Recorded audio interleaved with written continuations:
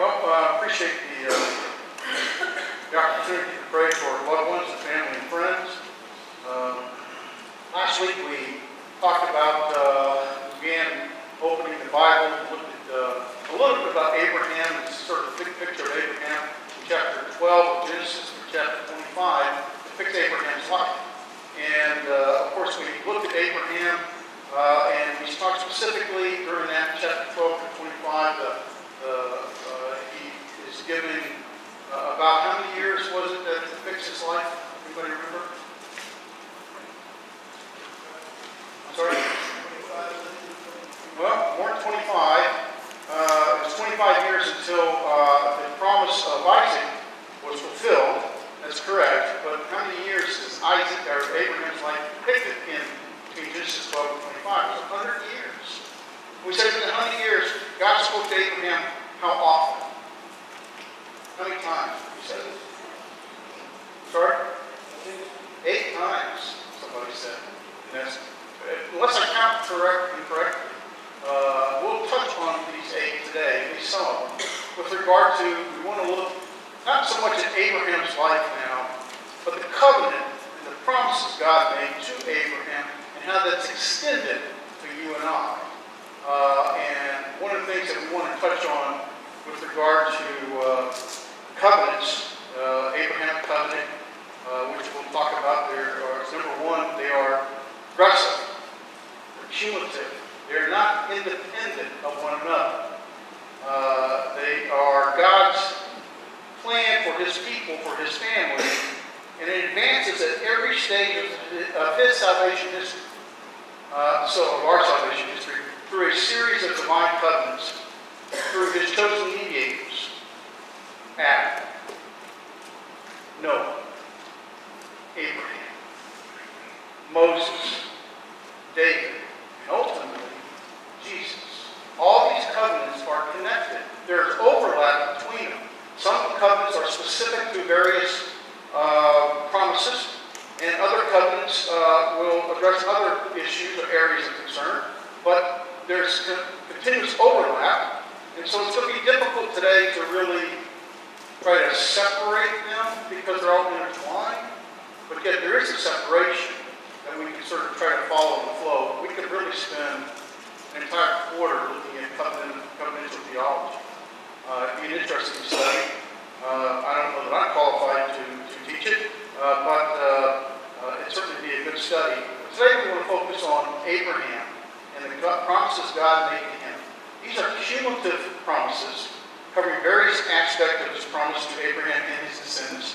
Makes a promise in chapter 12, verse 2, to him to make him a great nation. Makes a promise in verse 2 to make him a great name. It makes a promise in that same chapter 12, verse 3, to make him a blessing to every nation, all nations of the earth. So we want to see how this is extended. As we find the extension into the Mosaic covenant as a continuation of this Abraham covenant, specifically with the land promises that God made to Abraham, and how that extends into the Mosaic covenant and becomes not just a promise or a covenant, but now becomes one that is where the people of Israel becomes conditional. We'll talk about that. And then, of course, the seed promise is intermixed with that, as well as the Davidic covenant, David, is a continuation of the Abraham covenant, specifically his seed, continuation of the seed of David, and the kingship covenant. And so we want to kind of look at that as we go. Let's turn to Genesis chapter 12. As we look at it, let me start by asking the question, what's the difference between a promise and a covenant? Anybody know? God makes a promise to Abram in Genesis chapter 12. And isn't that good enough? It should be good enough, shouldn't it? But yet later on, he goes beyond the promise and makes a covenant oath. Russ, you say something? Sorry? Right.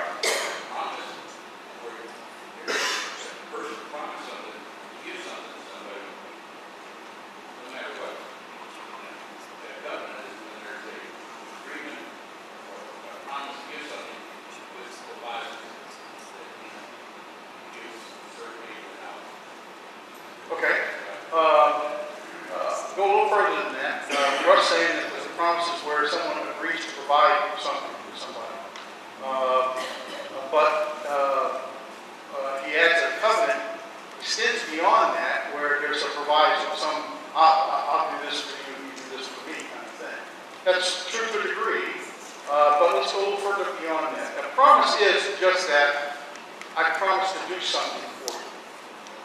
Covenant goes beyond that in the sense that there's associated with a sign, some ritual that represents the covenant oath that is made between one. It could be a unilateral covenant by one or bilateral covenant by two. We would have Abraham making a covenant with Abimelech, and Isaac makes a covenant with Abimelech, and we have Jacob and Laban making a covenant. So there's lots of covenants in the Old Testament, even in the New Testament, is referred back to. But God is the only one who, if you go back and look at all the old pagan gods, never did the pagan gods make a covenant with the pagan people. Anybody know why? There's no record of a pagan god making a covenant with the pagan people. They can't communicate. The pagan god doesn't have the means. They have no eyes, no ears, no hands to touch them, so there's no communication. God, the one true God, is the only God that makes a covenant with his people. And so the covenant actually is an extension beyond a promise, which actually has some ritual to it, and there's multiple types. But in addition to that, the ritual has a purpose, and we want to look at that as we move forward. For example, in Genesis chapter 12, God makes a promise to Abraham. That promise is extended multiple times in Genesis chapter 13. And then that promise becomes a covenant in Genesis chapter 15, in chapter 17, and again in chapter 22. This is what we're going to focus on. We see how that covenant is extended beyond Abraham into Isaac, and to Jacob, and into the people of Israel, and Moses, and to the King David, and ultimately to Jesus himself. So as we look at this, there is a difference between a promise and a covenant, and we'll talk about why God goes from a promise to a covenant in a few moments. What's the difference between a contract and a covenant? Russ touched on this, and a contract is an agreement between two people, typically focused on property. I'll do this for you, if you do that for me. That's the contract, the agreement we make. Typically, it's focused on property share.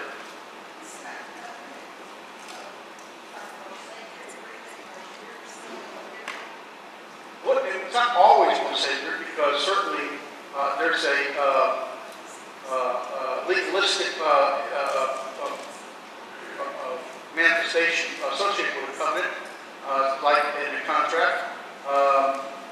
Certainly it wasn't sacred per se between Abram and King Abimelech, or Jacob and Laban, but certainly between God and his people. Typically, a contract is an exchange of promises that typically focuses on property, and it's usually strictly in legal terms. But the covenant includes not just the legal obligations, it goes further to make a seal, a kinship. It's a bond between the parties that are both governed by a legal sanction or a legal agreement and some sort of ritual, religious type relationship. That if one breaks it, there's consequences associated with it, typically very, very severe. So covenant goes beyond even a contract, predominantly because there's a bond relationship that occurs between the two covenant parties. They both make an oath. Although a covenant can be by one, God makes a covenant with Noah, and that's a unilateral type covenant to all the people. God does move from a promise to Abraham to a covenant. Anybody know why?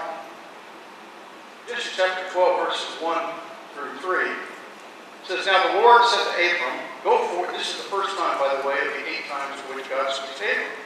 And so he says, "Go forth from your country, from your relatives, from your father's house, from a land which I will show you, and I will make you a great nation. I will bless you. I will make your name great, and you shall be a blessing. And I will bless those who bless you, and the one who curses you, I will curse. And in you, all the families of the earth will be blessed." We'll touch a little further here in this moment. Genesis chapter 15,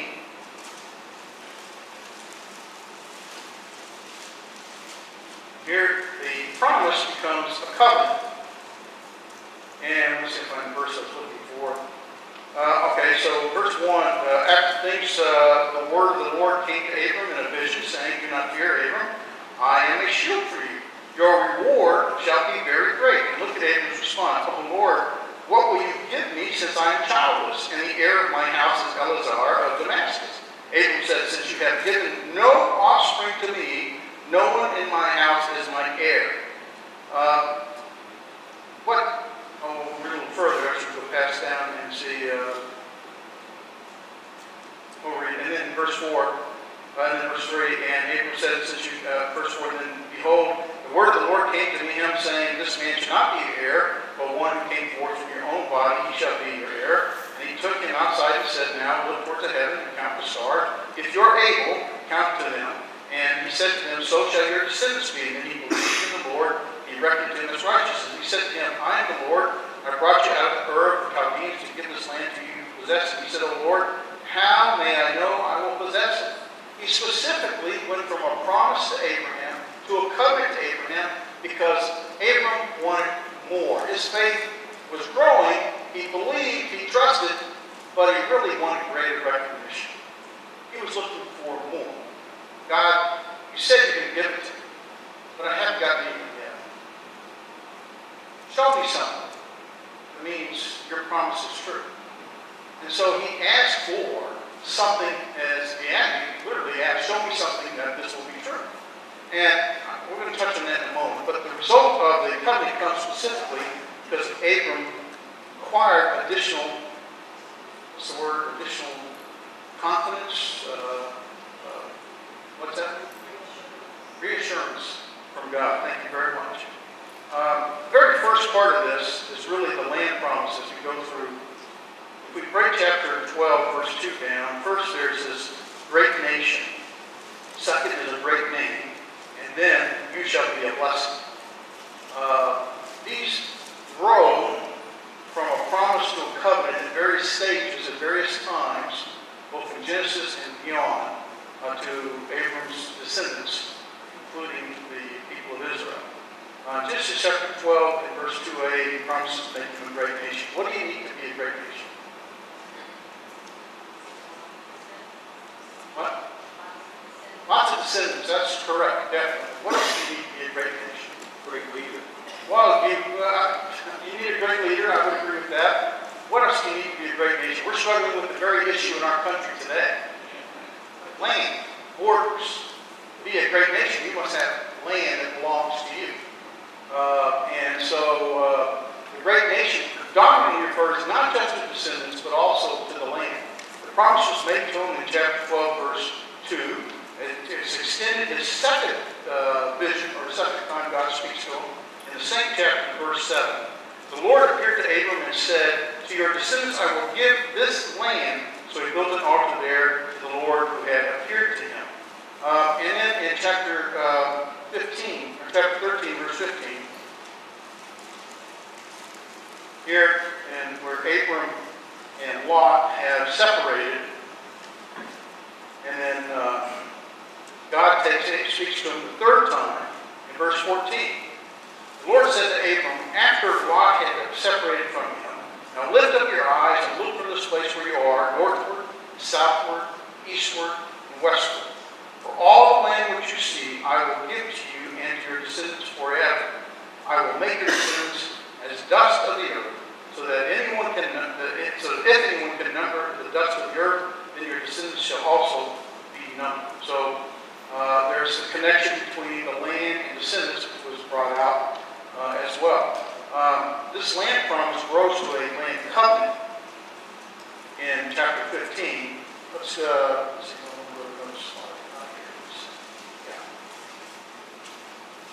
In verses 8 through 21. In verse 8, and this is Abram speaking, he said, "O Lord God, how may I know that I will possess it?" And so he said to him, "Bring me a 3-year-old heifer, a 3-year-old female, 3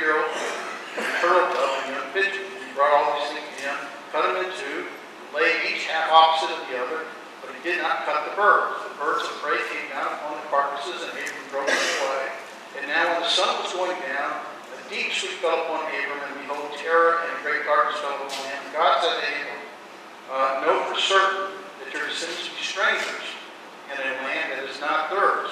They will be enslaved and oppressed for 400 years.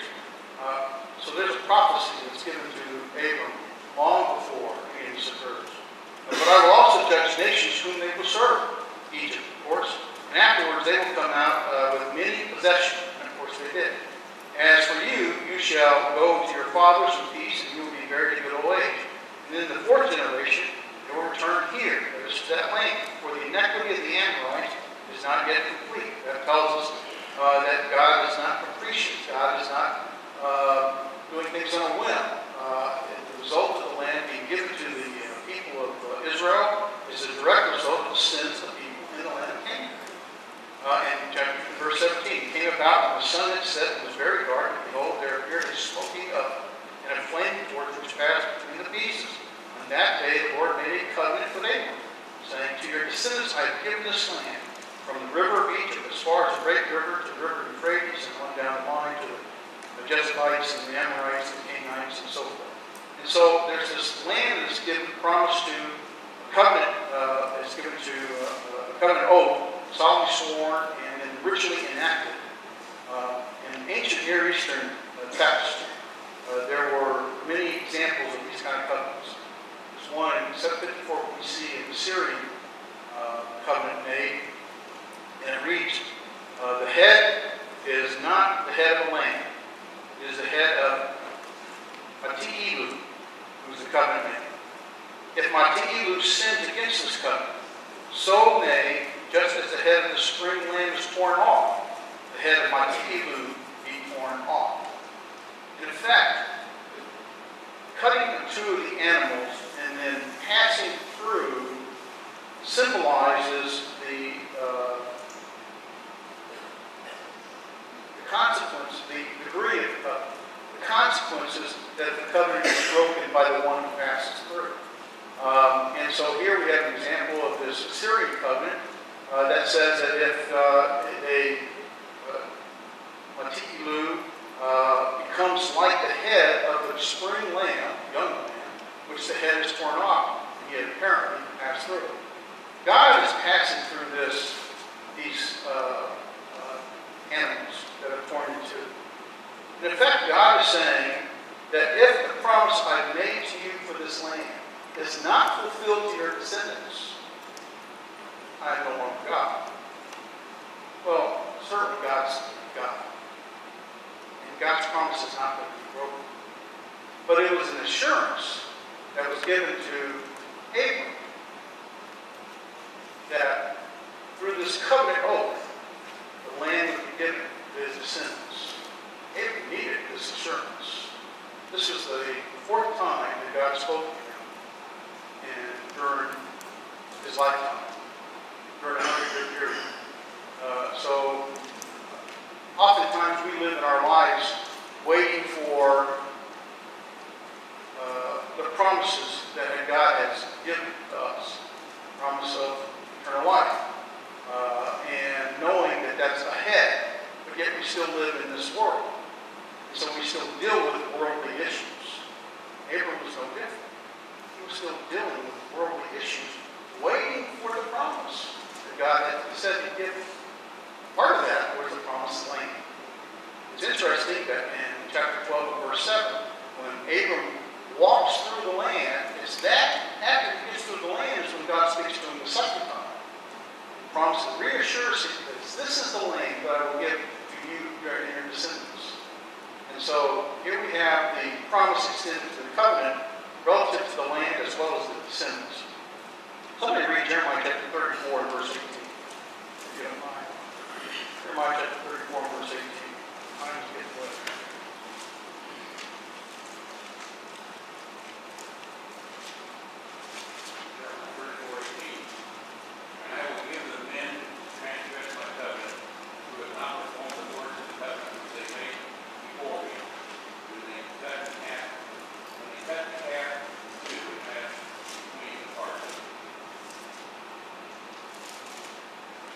Is that what you're doing?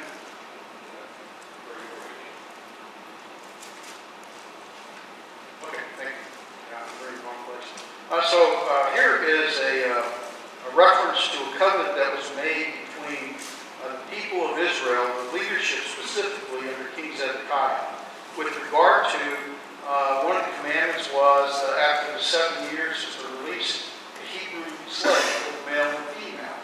And if you read the whole chapter, they did do that, but then they took the slaves back. And so verse 18 is the consequences of them breaking this covenant. I will give the men who transgress my covenant, who have not fulfilled the words of the covenant which they made before me, when they cut the calf in two and passed between its parts. And so we see an example of this covenant type given under King Zedekiah. There's also the land covenant extends into the Mosaic covenant. Probably spend more time here than one of the things that is to remember is oftentimes you see several places where the land covenant is forever. You know, the promised land will be forever. It'll be everlasting. Your children forever. And we'll look at that in the next slide. But these also are associated with a conditional.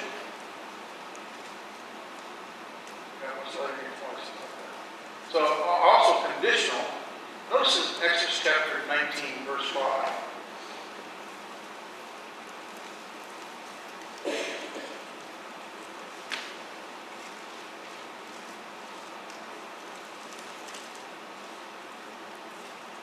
Beginning in verse 5 to verse 8. Now then, if you will indeed obey my voice and keep my covenant, then you shall be my own possessions among the peoples, for all the earth is mine. And you shall be to me a kingdom, a priest, a holy nation. These are the words that you shall speak to the sons of Israel. So Moses came and called the elders of the people, and set before them all the words which the Lord had commanded him. And all the people answered together and said, all that the Lord has spoken we will do. And Moses brought back the words of the people and to the Lord. And the Lord said to Moses, behold, I will come to you in a thick cloud, so that all the people may hear, and will speak with you, and also believe, and with you, and may also believe in you forever. And Moses told the word of the people of the Lord. Also notice in Exodus chapter, and if you go back to Exodus chapter 19 through 20, the law is given, the Ten Commandments is given in 20, ordinances and laws for the people in 21, property rights are dealt with in 22, the various laws in 23, along with the conquest of the land, but in Exodus chapter 24. Verse 3 through 8. And then Moses came and recounted to the people all the words of the Lord and all the ordinances. And all the people answered with one voice and said, all the words which the Lord has spoken we will do. Verse 7. And then he took the book of the covenant and read it in the hearing of the people and said, all that the Lord has spoken we will do, and we will be obedient. So here the covenant for the land that God made with Abraham is extended into the people of Israel through Moses. And where with Moses it was a promise that did not have direct conditions to him. With Abraham. With Moses, now there are conditions given. That you will do all that I command. And he lists those. And the people agreed to it. So what happened to the people of Israel? Did they obey? Wasn't very long. In Exodus chapter 32, we had the golden calf, right? And as a result, one of the interesting things about even God's covenant is God's mercy is greater than even his covenant. Because in Exodus chapter 32,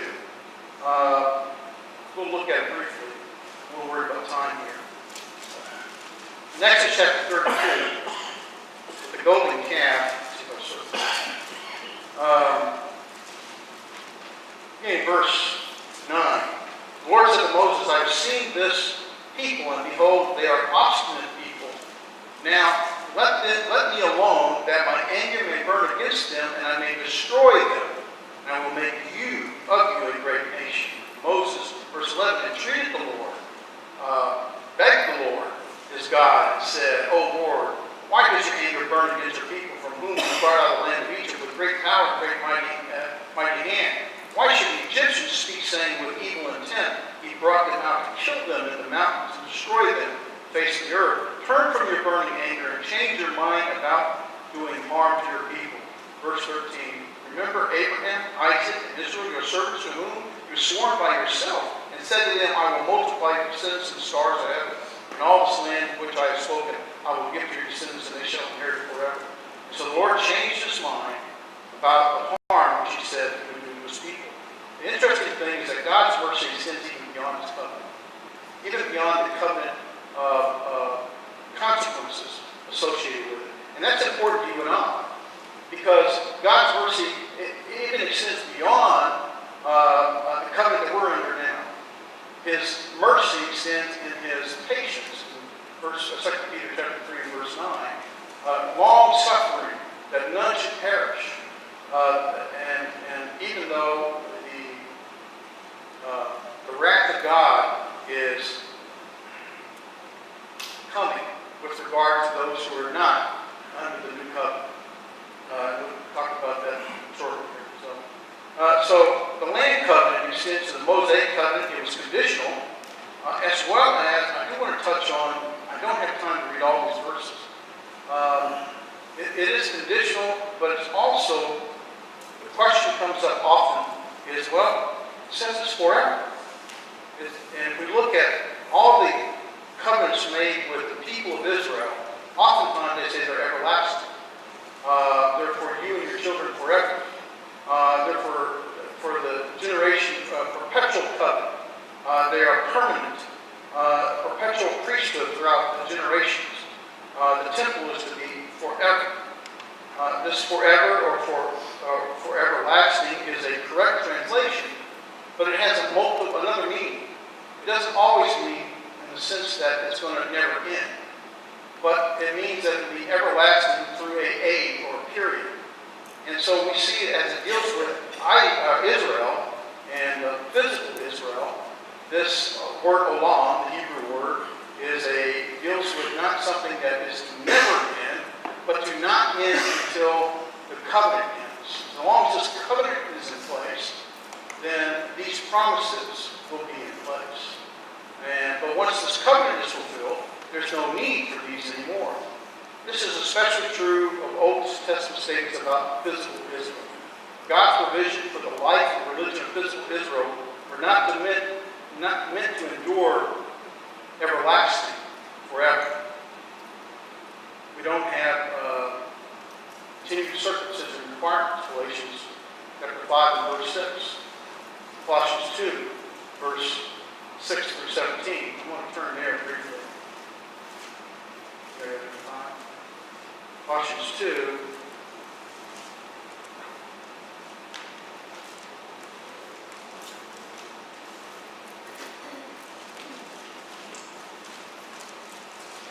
Beginning verse 6. Therefore, as you receive Christ Jesus the Lord, so walk with him, having been firmly rooted and now being built up with him and established in your faith, just as you were instructed, and overflowing with gratitude. In verse 8, see to it that no one takes you captive through philosophy or empty deception, according to the tradition of men, according to the elementary principles of the world, rather than according to Christ. For in him all fullness of deity dwells in bodily form. And in him you have been made complete, and he is the head over all rule and authority. Verse 11. And in him you were also circumcised with a circumcision made without hands, the removal of the body of the flesh, the circumcision of Christ. Verse 12. Having been buried with him in baptism, which you were also raised up with him, through faith in the working of God who raised him from the dead, when you were dead in your transgressions, the uncircumcision of your flesh, he made you alive together with him, having forgiven all our transgressions, having canceled out the certificate of death, consisting of decrees against us, which was hostile to us. He has taken us out of the way and nailed it to the cross. And then he had disarmed the rulers and the authorities and made a public display of them, having triumphed over them through him. Therefore, no one is to act as your judge in regard to food, drink, or respect a festival, or a new moon, or a Sabbath day. Things which are a mere shadow of what was to come, but the substance belongs to Christ. And several other passages. Hebrews chapter 4 deals extensively with circumcision and the feast, and these things having been of the old covenant and now surpassed by the new covenant in the Sabbath. Atonement is now referred to in Hebrews chapter 2, verse 17, Romans 3, verse 25, as being the Christ's propitiation, which is the atonement for our sins. No longer an atonement done by bulls and goats, but through Christ. The priesthood is referred to in 1 Peter 2, verse 4 and 5, and 9 and 10, where it is we are the priest. Christ in Hebrews 3, verse 1 through 6 is the high priest. The temple, 1 Corinthians 3, verse 16 and 17, deals with the temple no longer being replaced by a spiritual temple. We are the spiritual temple of Israel, of God. And Galatians chapter 4, verse 21 to 31 is the analogy of Hagar and Sarah, where Hagar represents the old and Sarah represents the new, the spiritual Israel, the spiritual Jerusalem. So all these show that what was promised to be Olam forever refers to forever relative to the old covenant, not relative to all time, because they've been replaced by the new covenant and replaced and fulfilled by Jesus Christ. I hope that kind of deals with that satisfactorily. We could spend an entire lesson on that. Okay, let's double slide. Back to Genesis chapter 12 and verse 2.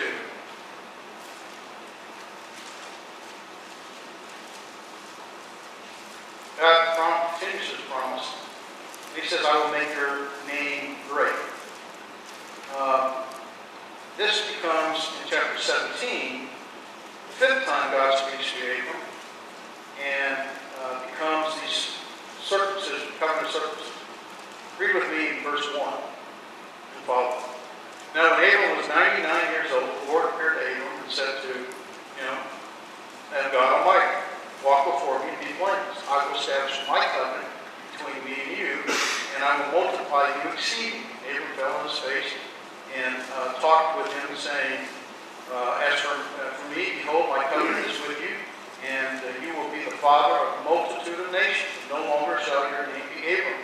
You should be called Abraham. What does the name Abraham mean? Father of many nations, multitude of nations. For I have made you the father of a multitude of nations. I will make you exceedingly fruitful. I will make nations of you, and kings will come forth from you. I will establish my covenant between me, you, and your descendants after you throughout their generations for an everlasting covenant, everlasting through this covenant, to be God to you and your descendants after you. I will give to you and your descendants after you the land of your sojourning, and all the land came for an everlasting possession.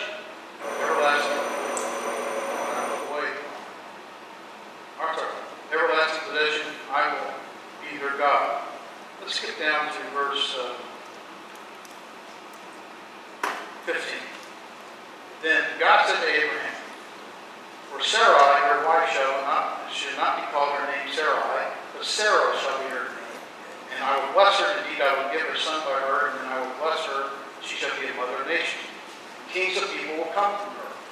Then Abram fell on his face and laughed. I won't go to that.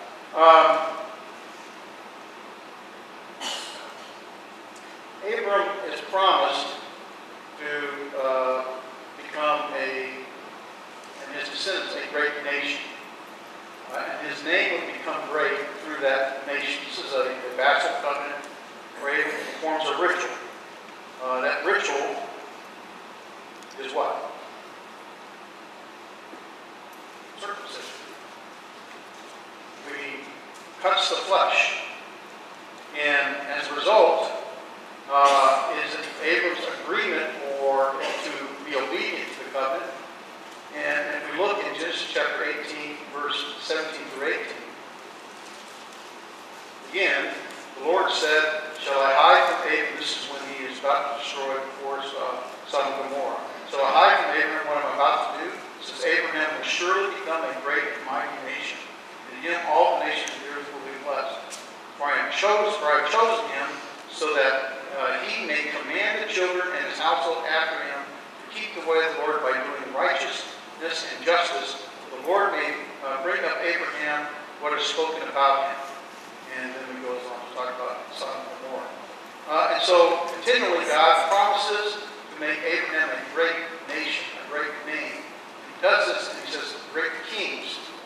the Davidic covenant begins to fulfill this. 2 Samuel 7. I'm going to look at 2 Samuel.